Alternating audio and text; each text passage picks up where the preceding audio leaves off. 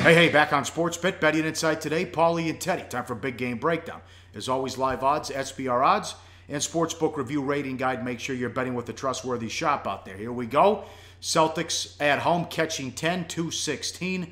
Cavs look to finish the job, and if they win, we'll have the first matchup ever where the same teams have played 3 years in a row in the finals. This is available too, Teddy. What do you think of the series price, which is all over the place? I talked to Jay Cornegay, top guy at the Superbook here in Vegas at the Westgate. A couple guys in the back room made it 240, 260. One guy made it 340 on the Warriors. Well, that's just it. Now I don't feel so bad for having a tough time making that number, because as I've talked to people around town over the last couple days and heard the quotes from various bookmakers, I mean, minus 180, minus 220, minus 260, minus $2. There are bettable numbers right now, okay?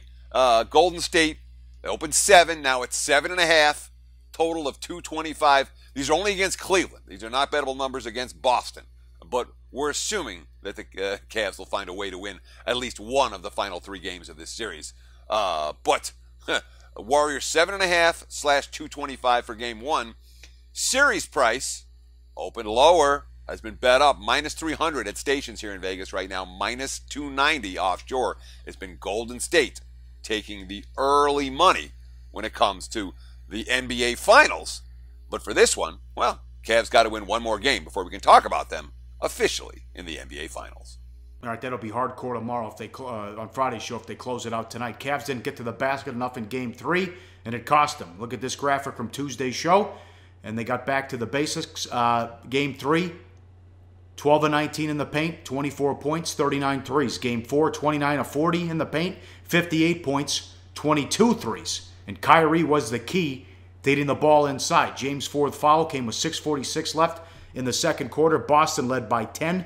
They didn't take advantage of that. Remember, they led by 10 at halftime. And then the official play-by-play, it was Kyrie layup, Kyrie layup, Kyrie layup. Next thing you know, 89-80 Cavs at the end of the third quarter. They went on a 56-37 run over 18 minutes and 46 seconds. Kyrie got to the basket 9 times, made 8. He had 42 points. He only took 7 3-pointers. LeBron had 34, and 21 of the 27 shots were 2-pointers. Lou, he put us on his back and carried us.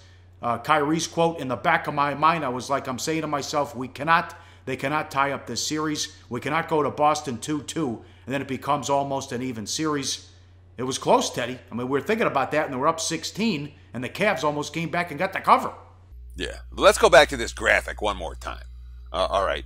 You know, we showed the graphic on the preview for Game 4 about what Cleveland did in Game 3, which is basically jack up a bunch of threes. And look at that. Game 3, only 19 shots in the paint, 39 from beyond the arc. Game 4, they win. They don't cover, but they win going away by double digits. 40 field goals in the paint, only 22 from beyond the arc. That's the right ratio for the Cavs. And when Kyrie Irving can break down a defense and get the ball inside like he did with layup after layup after layup, all of a sudden that opens things up a lot more for the bevy of those Cavs perimeter shooters. So, I mean, you talk about the Kyrie Irving quote. How about the Brad Stevens quote? Because I think that's definitely worth touching on here. Stevens, quote, Kyrie Irving and LeBron James would be the 2 answers. They were unbelievable. Irving was incredible at the end of the third, and then obviously LeBron had all those baskets in the fourth. I thought that we played, as well as we've played maybe the entire playoffs in the first half. We were really good defensively, but that's what great teams do. They make it really hard on you, and it always worries me, Pauly, not a little bit.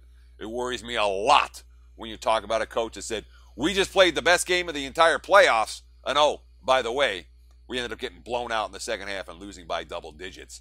To me, that's a concern for any team facing elimination. They may well already be thinking Cancun.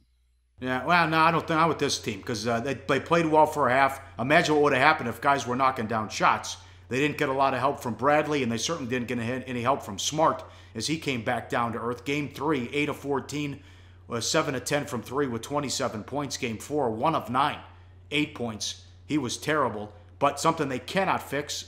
They're getting killed in the paint, and they're getting beat down low, and they only grabbed 45.9% of available rebounds, lost the points in the paint by 24. So we'll see what they show tonight. Again, that's a lot of points. It's a crazy point spread with a team on the road. Cavs in closeout games since LeBron's return. 9-0 straight up, 6-3 ATS. At -10, they would be 3-6 ATS. Here's the history with LeBron in closeout games, Teddy, since he came back. Yeah, I mean, that's the key. Is that you're looking at LeBron and how good he's done in Cleveland, these closeout games. I'm sure it's going to be on SportsCenter. Look at Cleveland. This is what they do. 9-0 straight up.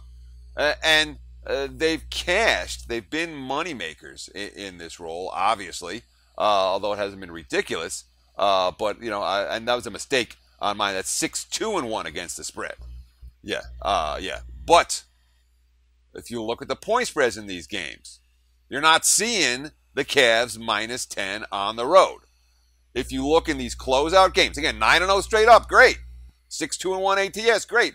Then put that in the context of this year's point spread at -10, 3-6 ATS, despite winning all 9 of those games, and a lot of them. I mean, we saw the game in Indiana where they blew that big lead and, were unable to maintain focus. Against Toronto already this year. They didn't put that game away.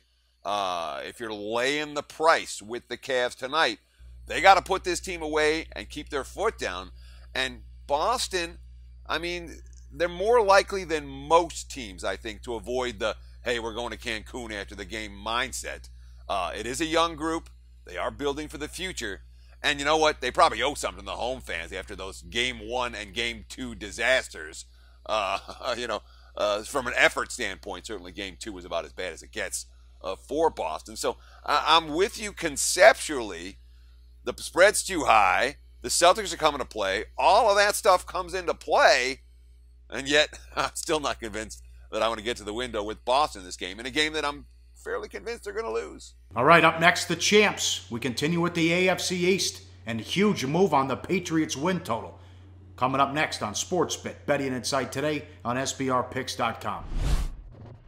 Hey guys, for the full video, go to SBRpicks.com. Hey guys, thanks for tuning in to our channel.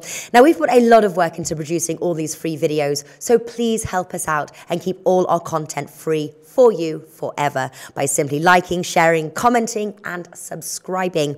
Now, not to mention, a visit to our industry-leading website will warm the hearts of all our SBR employees, especially myself. Now, the links are over there to the left, so do check those out. Thanks for watching.